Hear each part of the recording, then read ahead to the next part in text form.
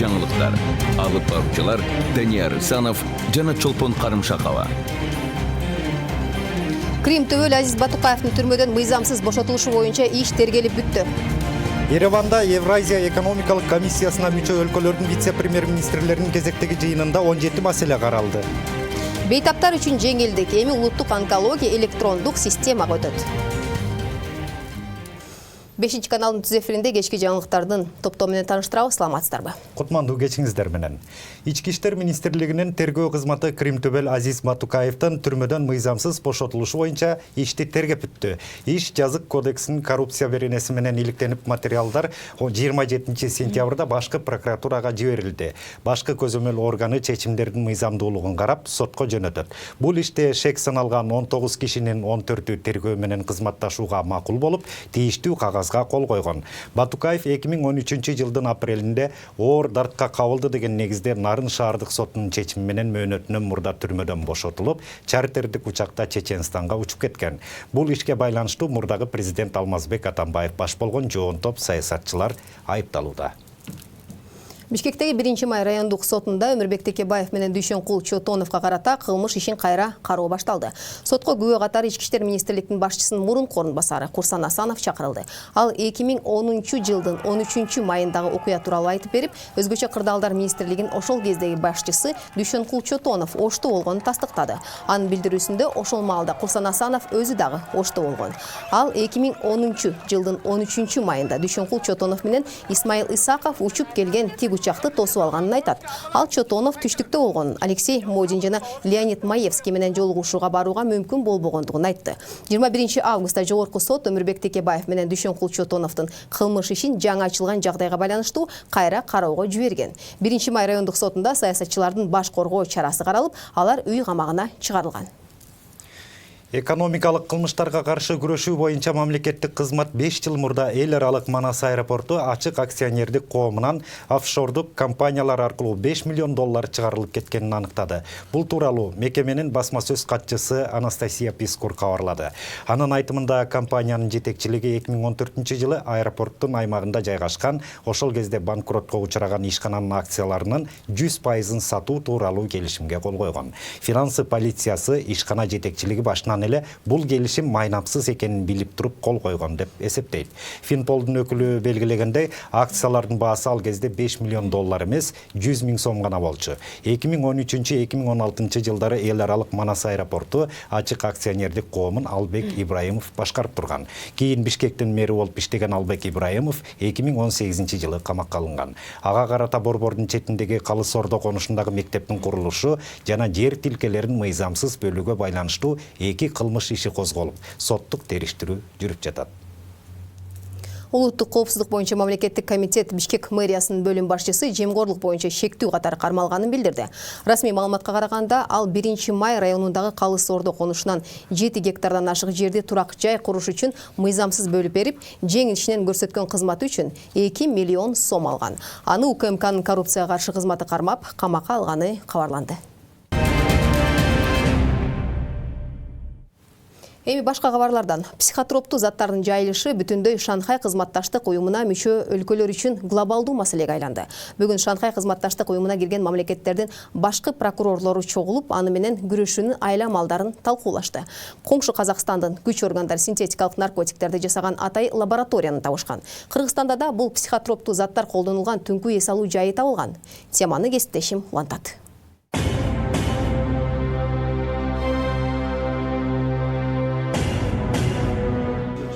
Психоактивдүү наркомания бул кадимки дарыканаларда, базарларда мыйзамдуу эле жол менен ачык сатылып жаткан дарыларды, химиялык ар түрдүү заттарды бири-бирине аралаштыруу менен жасалган каражат. Анын рецептин атай бизнес жасагандар билет жана алар негизинен социалдык тармактар аркылуу ишмердүүлүгүн жүргүзөт. Психоактивдүү наркомания менен күрөшүү бүтүндөй Шанхай кызматташтык уюмуна мүчө өлкөлөр үчүн глобалдуу маселеге айланды. Аны менен күрөшүүнүн айла амалдарын издөө үчүн ШУКга кирген мамлекеттердин башкы прокурорлору Бишкекте чогулушту. Отурумдун күн тартиби боюнча азыркы күндө баңгизаттыгына каршы жана аларды мыйзамсыз жана жүгүртүү боюнча маселелер каралып, ошол жагдайда башкы прокуратуралардын ортосундагы эл аралык кызматташтыкты бекемдөө жана андан ары чыңдоо маселелери каралып жатат. Коңшу Қазақстанда синтетикалык заттардан наркотика жасалган лаборатория табылган. Нарко бизнесмендер керектүү каражаттарды Европадан алып келип, продукциясын Азияда сатып жүргөн. Негизинен интернет аркылуу саткан. Казакстанда 50ден ашуун мына ушундай сайтты жапкан жана 89 психоактивдүү заттарды аныктап, атайы көзөмөлгө алган. Создать единую информационную платформу для оперативного обмена сведениями. Биз бирдиктүү база түзүшүбүз керек. Анан синтетикалык жол менен жасалган наркотикалардын базасын ачууну сунуштайбыз. Бардык өлкөлөр өздөрү аныктаган психоактивдүү заттарды киргизип турса, бул жаңы жасалып жаткан наркотика менен күрөшүүгө дайым жардам берет. Могла бы пополнять после проведения исследований. Кыргызстанда да психоактивдүү заттардын жайылышы казакстандыкынан жеңил эмес маселе. Өткөн жылы Бишкекте күч органдары психоактивдүү наркотиканын түрлөрү колдонулган түнкү клубтун бетин ачкан. Психоактивдүү заттардын 100ден ашуун түрү аныкталып көзөмөлгө алынган. Осуществляется бесконтактным способом. Психоактивдүү каражаттарды жайылтууда интернет кеңири колдонулууда. Бул алардын жоопкерчиликке тартууну кыйындатууда. Төлөмдөр электрондук капчыктар аркылуу жүрүп жатат. Мындан улам биз чогуу күрөшүүдө өз ара тажрыйба, маалымат алмашууну күчөтүшүбүз зарыл. Помощи электронных кошельков. Жыйында баңгизаттын башка түрлөрү, атап айтканда Ооганстанда өндүрүлүп, ШУКУга мүчө мамлекеттерден тарап жаткан агымы менен күрөшүү да күн тартибиндеги маселелердин бири болду. Тараптар бирге каршы туруу боюнча бир катар чечимдерди кабыл алышты. Кутман Маматазимов, Кудрат Ташмурзаев, 5 канал. Буга чейин парламент депутаттары чылым менен электрондук тамекилерди коомдук имараттарда, аялдамаларда жана куум жээктерде чегүүгө тыюу салууну сунуштаган. Ошондой эле мыйзам долбоорунда никотинсиз электрондук тамекилерди чегүүдөгү терс натыйжаларды адаттагы тамекилерди чегүүгө теңешкен. Ал эми медицина жана жарандык коомдук бирикмелердин мүчөлөрү тамеки насыбайдын адамдын ден соолугуна тийгизген терс таасири жөнүндө айтып чыкты. Бул жыйынга биздин да кабарчыбыз катышып келген. Саламатсызбы? Саламатсыздарбы? Чылым чегүүгө каршы багытталган жыйынга сиз да барып келдиңиз. Ал жерде кандай маселелер талкууланды? Бүгүн Борбор калаада өткөн медицина мекемелеринин өкүлдөрү катышкан тамекинин зыяндуулугу жөнүндө мыйзам талкууланды. Анда маалым болгондой, өлкөдө жыл өткөн сайын тамеки чеккендердин саны көбөйүүдө.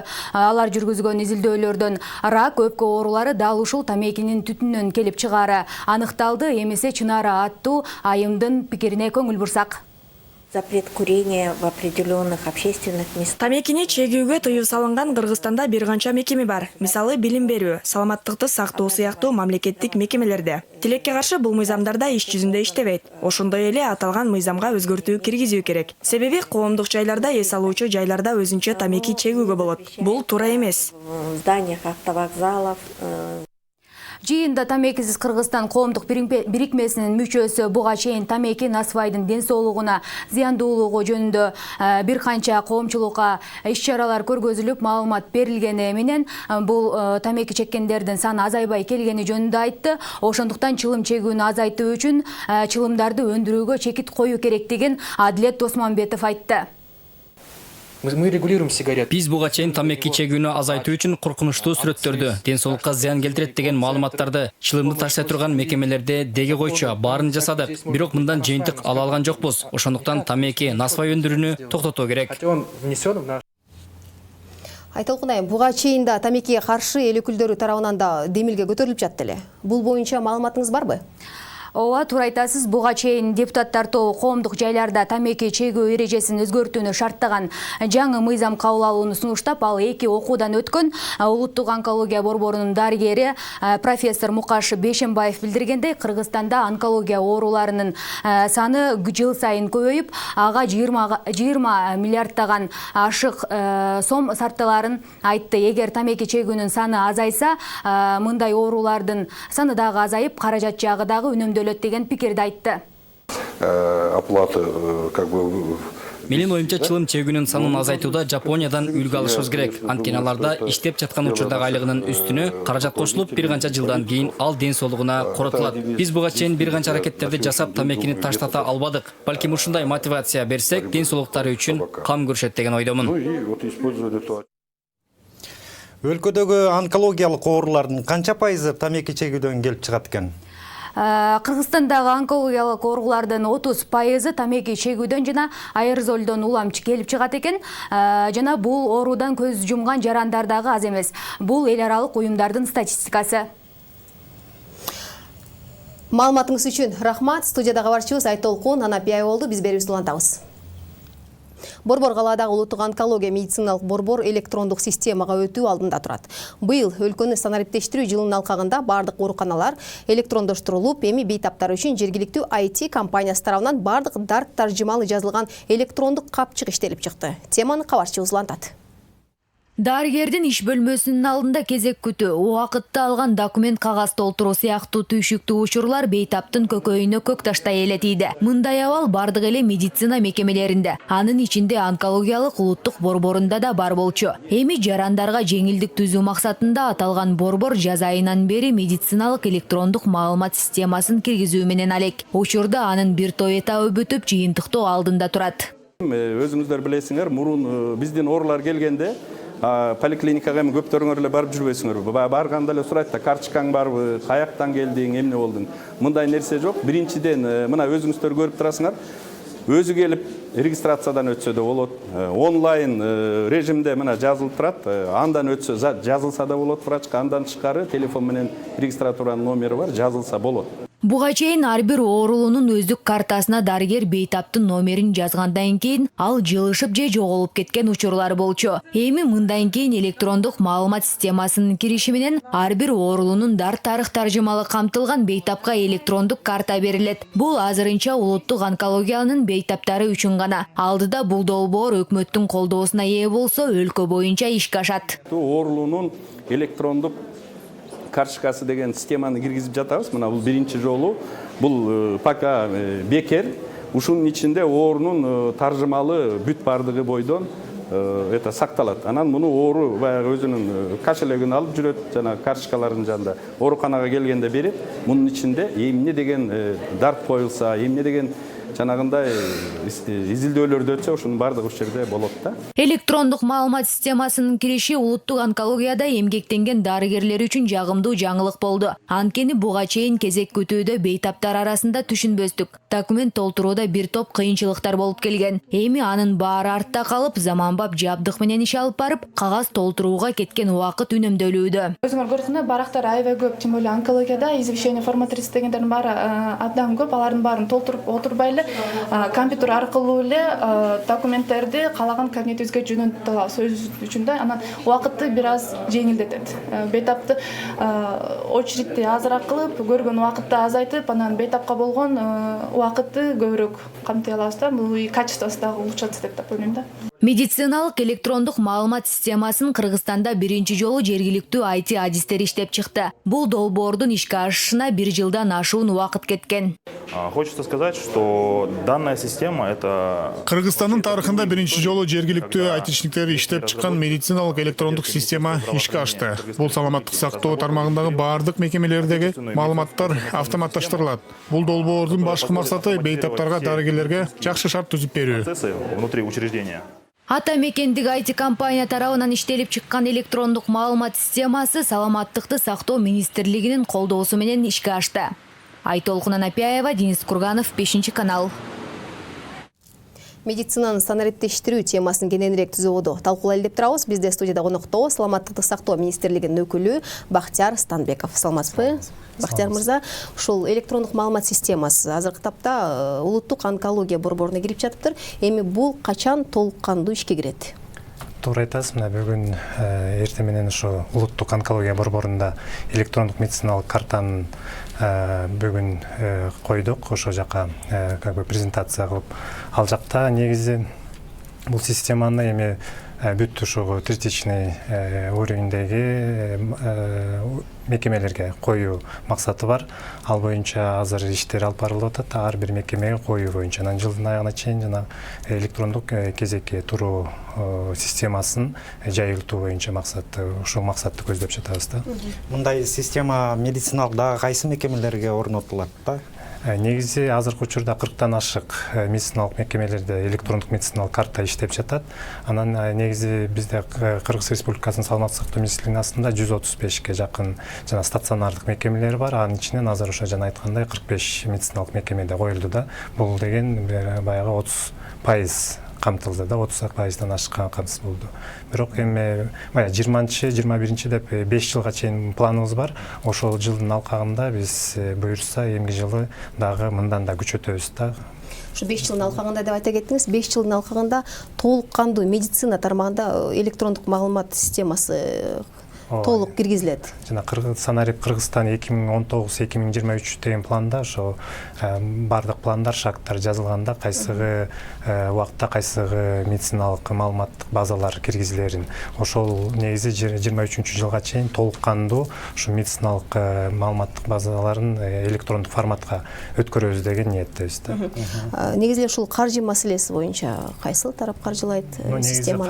Каржы маселеси боюнча буга чейин негизи республикалык бюджеттен каралган эмес. Мынакей быйыл өкмөт тарабынан 500 миллионго жакын акча каражаты бөлүнүп, анын ичинен саламаттык сактоо министрлигине именно ошо маалыматтык базалар системасына 24 миллион бөлүндү. 24 миллионду ошо буюрса ошо жана амбулатордук электрондук медициналык картасын түзүү жана андан тышкары ошо республикалык псих жана нарко центрлерге дагы системасын жайылтабыз да. Негизи баягы донорлордон дагы акча каражатын баягы сурап ошолор дагы жардам берип келатышат да. Бактияр мырза, студиябызга келип маек куруп бергениңиз үчүн чоң рахмат. Бизде студияда конокто саламаттыкты сактоо министрлигинин өкүлү Бактияр Стамбеков болду. Биз берүүнү улантабыз. Мамлекет Кумтөр кенинин экологиялык коопсуздугун жана туруктуу иштөөсүн камсыз кылуу үчүн үзгүлтүксүз иш алып барууда. Бул тууралуу премьер-министр Мухаммедкалый Абылгазиев комбинатка барып, кендеги жумушчулар менен жолуккан учурда билдирди. Өкмөт башчы иш сапарынын алкагында Центера Gold Inc. компаниясынын президенти Скотт Терри менен бирге оор техникалар колдонулган карьерди көрдү. Ошондой эле алтын өндүрүүчү фабрикага барды. Премьер-министрди жашоо шарттар жана өндүрүш процесси, геологиялык изилдөө иштеринин жүрүшү менен тааныштырды. Мухаммедкалый Абылгазиев ошондой эле калдык сактоочу жерди көрүп, калдык сактоочу дамбага мониторинг кыла турган система менен таанышты. Мындан тышкары өкмөт башчы компаниянын жумушчулары менен жолугушуп, алардын суроолоруна жооп берди. Буга чейин билесиздер, бизде стратегиялык келишим август айында күчүнө кирди. Анын натыйжасында Кыргызстанга экологиялык маселелерди чечүү жана социалдык өнөктөштүк боюнча, региондогу маселелерди чечүү боюнча жана геология чалгындоо маселесине бардыгы биригип $150 миллион сүйлөшүүлөр менен чечилген. Анын $77 миллион азыр келип Кыргызстанга түштү. Биз эми аны эки фонд аркылуу пайдалануу, бирөө социалдык өнөктөштүк региондорду өнүктүрүү боюнча фонду, экинчиси экологиялык жаратылышты коргоо фонду аркылуу ошол акча каражатты биздин экономикабызга пайдаланабыз. Сиздер 5-каналда жаңылыктардын кечки чыгарылышы менен таанышып жатасыздар. Эми берүүнүн экинчи бөлүгүнө өтөлү. Жаңы кабыл алынган мыйзамдардын негизинде Үйдүн отундуу окуялары.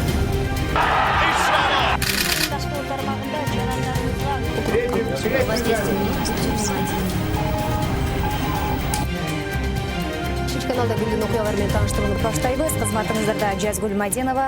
Кутмандуу кечиңиздер. Кытай бүгүн коммунисттик башкаруудагы мамлекет болгонунун 70 жылдык мааракесин белгиледи. Бүгүн республика боюнча карылардын эл аралык күнү белгиленди. 12 жаштагы Айжамал Темирбекова жарандардын колдоосуна муктаж. Кытай бүгүн 1 октябрда коммунисттик башкаруудагы мамлекет болгонунун 70 жылдык мааракесин белгиледи. Бейжиңдеги Тяньаньмэн аянтында негизинен аскердик техника, заманбап курал жарак даңазаланган парад болду. Ага жалпысынан 100 000 адам катышты. Бул күнү кечинде 60 000 адам катышкан майрамдык иш-чаралар өтөт. Кытайда майрамга карата коопсуздук чаралары бир канча эсе күчөтүлдү.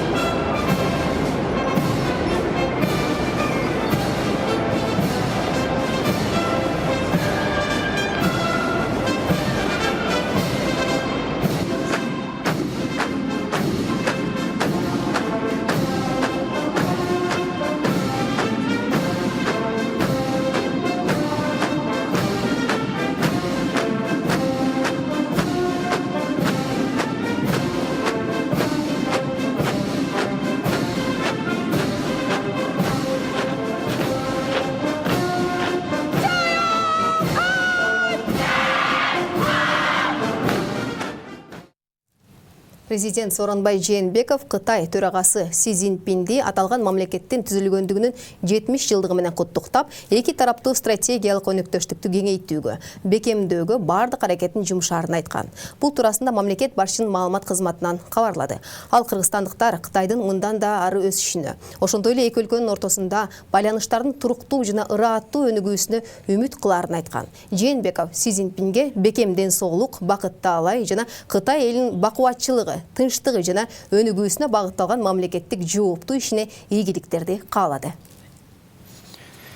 Бүгін 1 октябрь Карылар күнү. Улгайган адамдардын эл аралык майрамына карата мамлекет башчысы куттуктоо жолдоду. Анда улуу муундун өлкөнүн өнүгүшүнө, элдин бакубат жашоосуна арналган эмгегин бийик баалары, алар үчүн татыктуу жашоо шарт түзүү зарылдыгы белгиленген. 2018 жылкы маалыматтарга ылайык Кыргызстанда 630 миңден ашуун улгайган адам жашайт. Өкмөт быйыл 1 октябрдан тарта пенсиянын өлчөмүн 7%дан 18%га чейин көтөрдү. Биз улуу муундун өлкөнүн өнүгүшүнө, элдин бакубат жашоосуна арнаган эмгегин бийик баалайбыз. Улгайган жарандар үчүн татыктуу жашоо шартын түзүү азыркы муундун милдети. Мамлекет карларга кам көрүүнү жылдан жылга жакшыртуу боюнча бардык аракеттерди көрүп, алардын жашоосун жеңилдетүүгө умтулат. Карларыбызга болгон камкордук аркылуу мамлекеттин саясатынын натыйжалуулугу жана коомдун моралдык деңгээли бааланат. Андыктан баарыбыздын алдыбызда чоң жоопкерчилик, ишке ашырыла турган максаттар турат. Ордо калаада татыктуу каарылык үчүн аталыштагы жүрүш эл аралык каарылар күнүнө карата өттү. Ден соолукту чыңдоого багытталган жөө жүрүшкө Бишкек шаары, Чүй жана Ысык Көл облустан 200ге жакын улгайган жарандар чакырылган. Алардан тышкары бийлик өкүлдөрү да катышты. Концерттик программа менен коштолгон иш-чарага кабарчыбыз күбө болуп келди.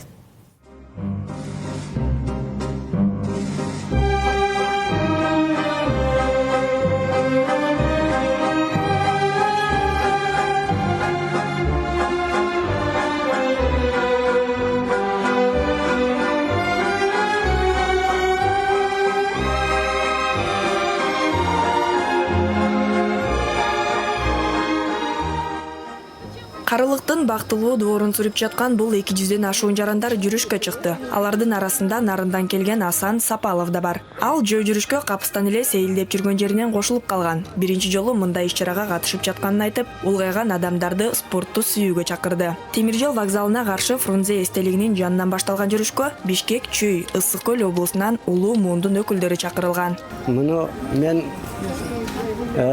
кызыгып эмне чогулуп атат деп токтоп калгам. Көрсө карларга камкордук көрүп, таяк менен басканды, ден соолукка караганды үйрөтүп аткандарга таң калып, биринчи жолу атып атам да. Жүрүш аяктаган соң кезек жарманкеге келди. Анда жиптен, кийизден, жүндөн колго жасалган буюмдар, улуттук сувенирлер жана айыл чарба азыктары көргөзмөгө коюлду.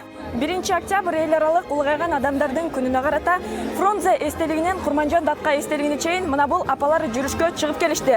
Ал эми мында концерттик программа уланууда. Өзүңүздөр көргөндөй, бул алдыда турган дал ушул апалардын колунан жасалган эмгектер.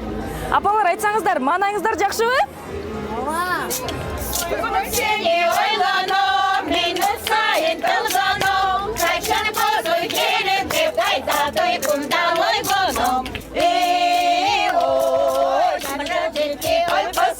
Карыларга арналган концерттик программанын башында алардын айрымдарына өкмөт тарабынан атайын сыйлыктар тапшырылды. Кыргыз Республикасынын эмгек жана социалдык өнүгүү министрлигинин ардак грамотасы менен сыйланат. Бүгүнкү иш-чара негизгиси дагы бир ирет ыраазычылык билдирип, улуу муундагы биздин апаларыбызга, аталарыбызга таазим этип, ошол жасаган мамлекет үчүн жасаган эмгегине ыраазычылык билдирип, анан жакшы маанай тартуулаш.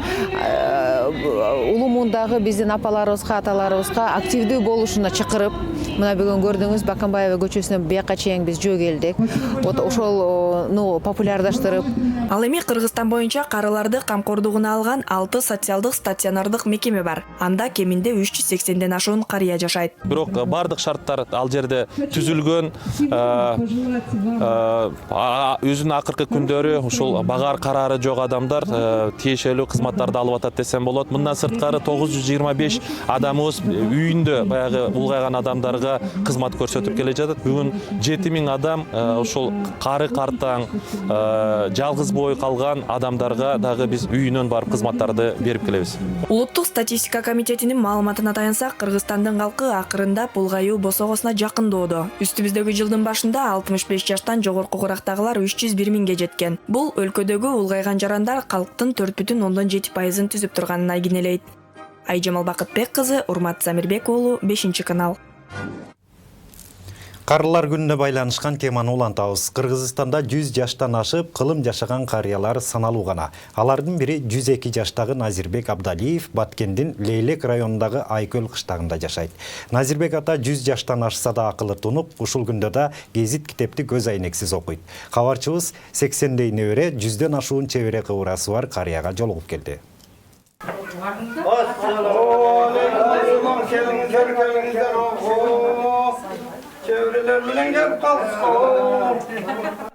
Назирбек Абдалиев карыя быйыл 102 жаштын даамын татууда. Бир кылымдык жашоосунун дээрлик өзөктүү бөлүгүн элине эмгек кылуу менен өткөргөн. Баткендин Лейлек районунда жашаган карыя кезинде кампа кармап, текшерүүчү болгонун чебере кыбыраларына кеп салып калат. Тайта, жаш кезиңизди айтыңызчы. Жаш кезимдиби? Ооба. Жаш кезимде мен 9 kızdan keyin törөгөн экен энем. İşke ta 3 çocuktum. Zammak boldum, başka oldum. Kılbıgan işim kalmadı. Bardığıdan jaman degen bağ alganım yok.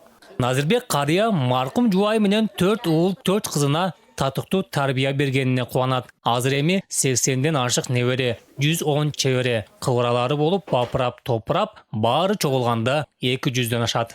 Ошондой жакшы болгон, ата-энени сыйлаган, урматтаган, жакшы балдардан болгон. Биз азыр кемпир болдук. Энди айланайдар 70ке кирдик. 70ден ашты, ауышкан. Шундай этип отурабыз. Энди атамдын дуалары кабыл болсун, Алла Тааланын берген нематтарын көрүп айланайын. Лейлекте жашаган карыя жол алыстыгына карабай, Бишкектеги балдарыныкына да тез-тез каттап турат. 102 жашында да китеп кезитти көз айнексиз окуп, акылы зирек. Сизде канча небере болгон, канча чебере бар? 200'den aştı nevre. O çevre bir 50'te çevre var. Hazır bir 7-8 kıvıra var. Назирбек карыя көп жашоонун сырын эмгектенүү, туура жашоо жана туура тамактануу менен байланыштырат. Айран сүттү көп ичип, пейилди да таза кармоону сунуштайт. Убагында тамактанат эле, энем сонун тамактар жасап берет эле, убагында тамактанып, анан айран сүттү башынан жакшы көрөт эле. Сүт дегенде сөзсүз катар отургузуп алып бардыгыбызга сүттөн берет эле. Карыя өлкөдөгү ар бир окуядан кабардар. Неберелери селфи кылып, суроо узатышканда эгемендүүлүккө жеткенибиз чоң олжо болгонун, жашоо оңолуп жаткандыгынан кооурап берет. Азыр жашоо жакшыбы? Жашоо жакшы. Жерди бөлүп берген. Эгер иштесе, şu özünün tamar tiygen ülüşü menenem tirçilik yakşı boluşu gerek. 102 жаштагы Назирбек ата өлкөгө туруктуулук каалап, бийликти алмаштыра берүүдө майнап чыкпастыгын, ар бир мамлекеттик кызматкерге элге кызмат кылуусуна шарт түзүп берүү керек деп эсептейт. Рызкы насбең менен эки дүйнөңө атпасын. Аллаху акбар. Исмат Ибрагимов, 5-канал. Кол сыналы түрмөгүн бул жолку каарманы 12 жаштагы Айжамал Темирбекова. Мындан 3 жыл мурун анын рак илдетинин оор түрү лейкозго чалдыкканы билинет. Ошондон тартып бүгүнкү күнгө чейин ооруну басаңдатуу үчүн химиотерапия алып келет. Анын кесепетинен Айжамалдын бир көзү азиз болуп калды. Мындан улам дарыгерлер тез арада чет өлкөдөн операция жасатыш керектигин айтууда. Ага $70 000 жакын акча каражаты керектелет. Мындай каражат алардын үй бүлөсүндө жок болгондуктан кайрымдуу инсандардан жардам сурайт.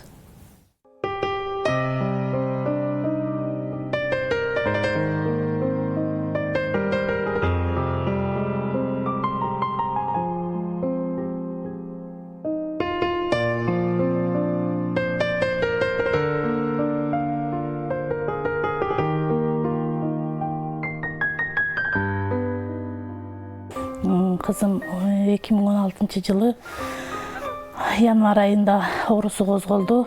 Ошо январь айынан баштап уже биз Ысык Көл областындагы Каракол шаарына биринчисине ошо кровит этип чыкты да оозунанчы. Анан ал жерге барсак ал тарап сразу билиптир, мага айткан эмес да. Анализдерин бүттү, чет мамлекеттерге Москва шаарына алып барып ошо жерге өткөрүп беришти. Врачтар лейкоз, острый лейкоз деген диагнозду коюп беришти. Ошондон баштап кызым мына ушул күнгө чейин химия менен дарыланып келатат. Негизи костный мозг алмаштырганга бизге операциясына эле 65 000, 70 000 доллар керек. Химия эч канчан жакшы эме кылган жок. Бир көзүн өттү оорусу. Азыр бир зрениясы көрбөйт. Ошол күндөн баштап кызым да Кудайга шүгүр ушунчалык бутуна туруп келгенде маңдайыма күлүп чайнап жүргөнүнө ыраазымын. Өзүнүн каалоосу ушу мен Кудайым буйрса чоңойсом эме болом дейт. Жакында эле Айсулуу Тыныбекованын эмесин көрүп алып, бул да аябай сүйүндү.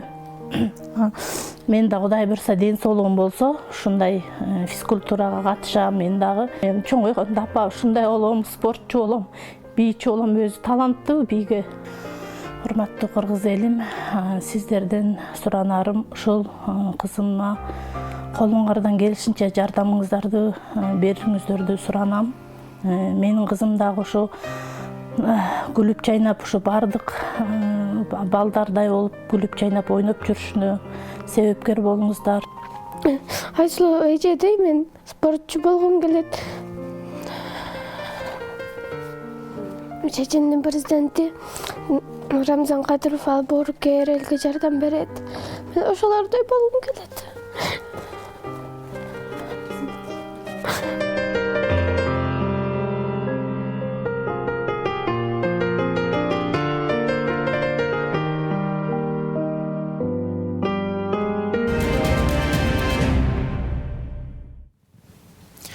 Интернет булактарында Ереванда өтүп жаткан Евразиялык экономикалык кеңештин жыйынына катышуу үчүн барган лидердин селфи кылып түшкөн сүрөтү коомчулуктун назарын бурду. Дүйнө лидерлеринин арасында Кыргызстандын президенти Сооронбай Жээнбеков да бар. Соц тармакта талкуу жараткан сүрөт тууралуу кийинки материалда. Еревандагы Евразиялык экономикалык кеңештин жыйынына барган лидерлерден бул жолу адатта расмий түрдө эмес, кадимкидей селфи кылып түшкөн сүрөттөрү интернет булактарына тарады. Мындай сүрөттү Армениянын премьер-министри Николь Пашинян өзүнүн Facebook баракчасына жүктөгөн. Биздин кээ бир өнөктөштөрүбүз селфи кылганды жакшы көрсө, башкалары жактырбайт. Биз бүгүн селфи кылганды жактырбаган жана бул жерде жок өнөктөштөрүбүздүн ден соолугу үчүн ичтик. Ушундай эле сүрөттү Сингапурдун премьер-министри Ли Сиан Лун да жүктөдү. Жогорку Евразиялык экономикалык кеңештин жыйынына катышуу үчүн келген башка өлкөлөрдүн лидерлери менен чогуу тамактандык. Бизди жылуу кабыл алган Пашинянга терең ыраазычылык билдирем. Ушул эле постко айрым соц тармак колдонуучулары дүйнө элин ынтымакка чакырган комментарийлерди калтырышкан. Позитив тартуулаган мындай жолугушуулар дайыма баалуу. Баарыңыздарга ийгилик, достук жана кызматташтыкты каалайм. Баарынын жүзүнөн жан дүйнөдөн чыккан жылмайгууну көргөнүмө кубанычтамын.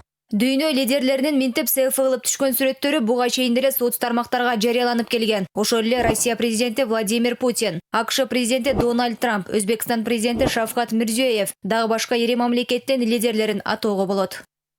Жазгүл Мадинова, Рахат Токсобаев, 5-канал. Мына ушундай маалыматтар менен көрсөтүүбүздү жыйынтыктайбыз. Ушул жана башка кабарлар менен биздин каналдын интернеттеги баракчаларында да таныша аласыздар. Ал эми эфирди Нарнаевдин авторлук кеп ошондо берүү улантат.